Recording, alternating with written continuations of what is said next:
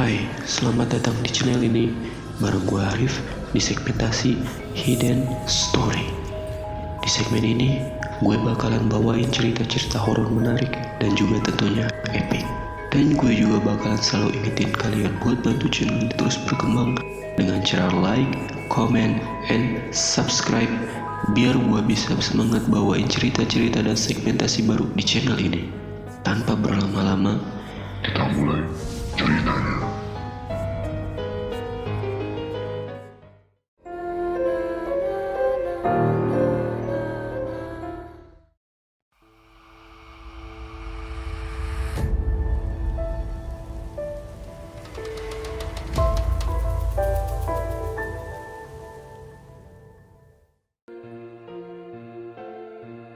Setelah menikah selama 7 tahun lamanya dan dikaruniai 2 orang anak laki-laki dan perempuan, akhirnya abangku, sebut saja Bang Fandi, sudah memiliki rumah sendiri.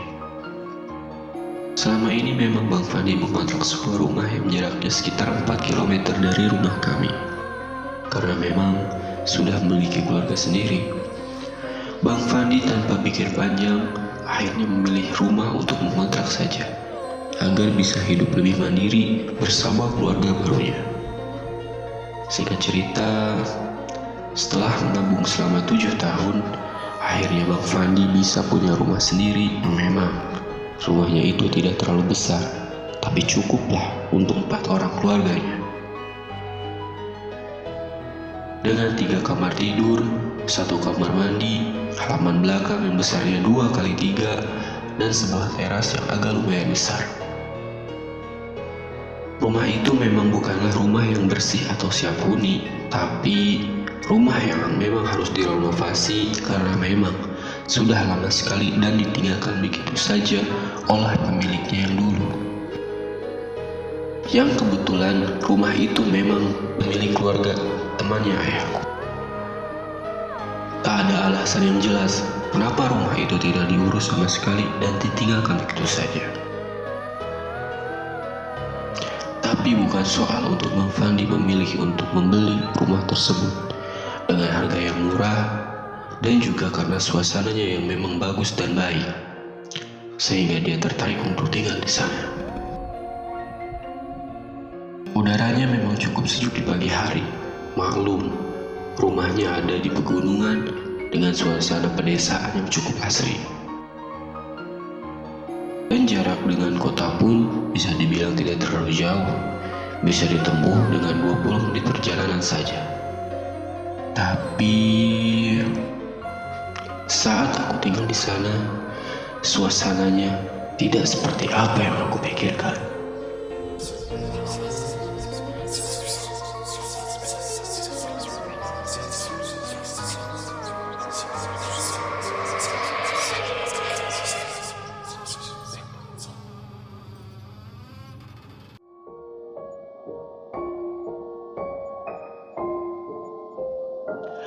Hari itu aku meminta izin kepada Bang Fandi untuk menginap di rumahnya. Iya, sekalian nyewain rumah baru. Sambil aku ngerjain skripsi, karena memang yang aku rasakan suasananya di sana itu sangat sunyi dan tenang pada saat malam hari, sehingga bisa membuat aku berkonsentrasi untuk mengerjakan skripsiku. Kamu tidurnya nanti di kamar Emil ya? Ujar Bang Fandi. Emangnya Emil mau tidur di mana, Bang? Emil nanti tidur di kamarnya Laras, nanti Laras tidur di kamarnya Abang sama Teh Mirna.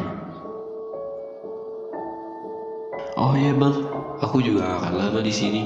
Paling cuma 3 harian aja. Soalnya aku pengen konsen aja ngerjain skripsinya. Malam itu suasana memang sunyi sekali. Suara jangkrik berbunyi di depan halaman rumah, karena memang kamarnya Emil berada di depan dekat dengan halaman, sehingga ada jendela yang view-nya mengarah ke arah halaman depan. Jam menunjukkan pukul 10 malam. Aku masih terjaga sambil mengerjakan skripsiku. dengan ditemani secangkir kopi panas dan beberapa snack yang menemaniku malam itu. Hah? Suara anak kecil? Masa sih Laras sama Emil masih terjaga jam segini? Mana sambil ketawa-ketawa lagi? Tiupan angin lembut menerpa leherku, dingin dan merinding. Hah? Ada apa ini? Aku tidak menghiraukan itu semua dan hanya fokus terus pada kerjaanku.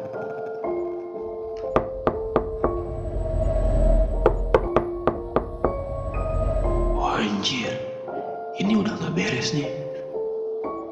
Aku keluar kamar menuju kamar abangku. Namun, saat aku membuka pintu, lampu di tengah ruangan rumah ternyata sudah pada mati semua. Namun, aku melihat ada sosok yang berdiri tegap di arah dapur. Sosok itu hanya diam, mematung, dengan rambutnya yang panjang dan menjuntai. Mbak Mirna. Apa mungkin itu sosok Mbak Mirna? Sosok itu mulai menoleh ke arahku dan astagfirullahaladzim. Ternyata benar, itu Mbak Mirna. Dia menoleh dan tersenyum kepadaku. Tapi senyumannya seperti bukan Mbak Mirna. Kemudian Mbak Mirna berjalan masuk ke toilet tanpa melihat ke arahku lagi. Aku berjalan ke arah dapur, membuka kulkas dan mengambil botol air dingin. Saat aku selesai mengambil botol itu,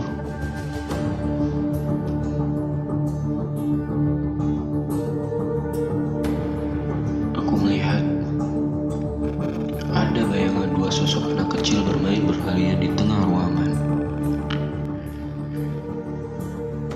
Padahal ruangan di tengah itu saat itu gelap. Sontak aku kaget dan dia mematung dengan segelas air minum yang masih aku genggam erat.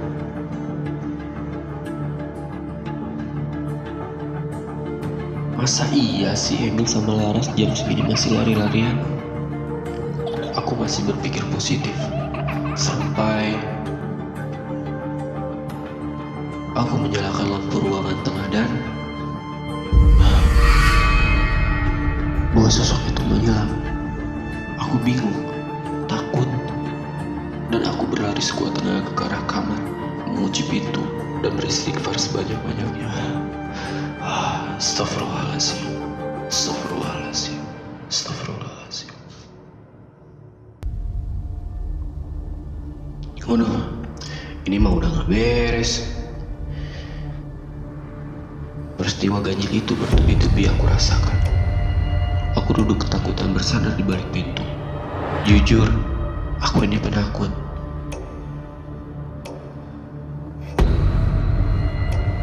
Baru kali ini aku merasakan hal ganjil yang jelas-jelas nampak di depan mata. Sampai tiba-tiba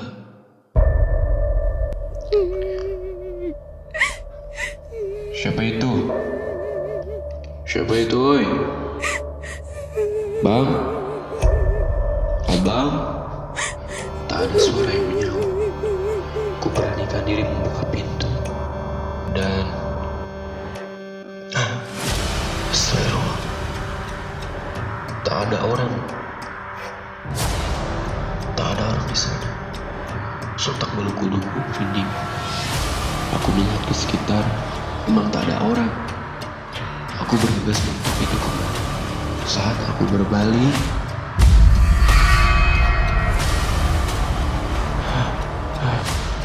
aku melihat sesosok wanita dan seorang anak kecil berdiri membantu di hadapanku dengan wajahnya murung sambil menangis. Dan aku melihat wajah anak kecil itu terlihat seperti marah dengan matanya yang merah dan raut wajahnya penuh kemarahan dan dendam. Sontak aku hanya diam dan ketakutan.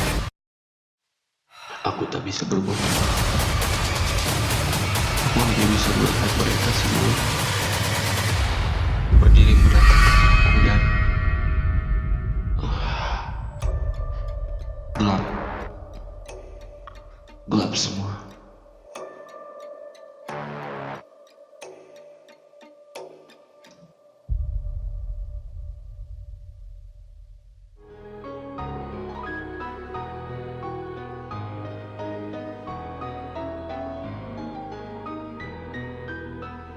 Pagi menjelang, aku ditemukan oleh abangku tergeletak di bawah lantai depan pintu. Kata abangku, dia melihat pintu kamarku terbuka dan melihat aku tidur tergeletak di lantai. Aku bilang ke abang, kalau aku pingsan karena aku diteror oleh sosok wanita dan seorang anak kecil. Abang hanya diam dan bilang kepadaku kalau memang bukan aku saja yang pernah ditapaki makhluk semacam itu. Karena Mbak Mirna, Emil, dan Laras pun pernah ditapaki oleh sosok itu. Malah, Laras pernah terlihat seperti sedang bermain sendiri, entah main sama siapa. Rumah ini memang belum dilakukan syukuran, karena abangku pernah bertanya kepada pemilik sebelumnya kalau rumah ini dulunya pernah dikontraki oleh satu keluarga yang suaminya meninggal karena kecelakaan, sedangkan istri dan anaknya dibunuh oleh orang yang sedang mabuk dan masuk rumah ini. Sesudah 1 minggu, suami dan ayah dari orang yang ngontrak di sini wafat. Dia memperkosa ibu itu lalu membunuhnya dan anaknya yang sedang bermain sendiri, tepat di kamar yang sedang aku tempati sekarang. Makanya rumah ini dijual murah dengan kondisi apa adanya. Tapi alhamdulillah, sesudah 1 minggu dari kejadian ini, abang melakukan syukuran dan melakukan pembersihan oleh seorang ustadz. Alhamdulillah, sejak itu tidak ada lagi kejadian aneh yang menimpa kami sekeluarga.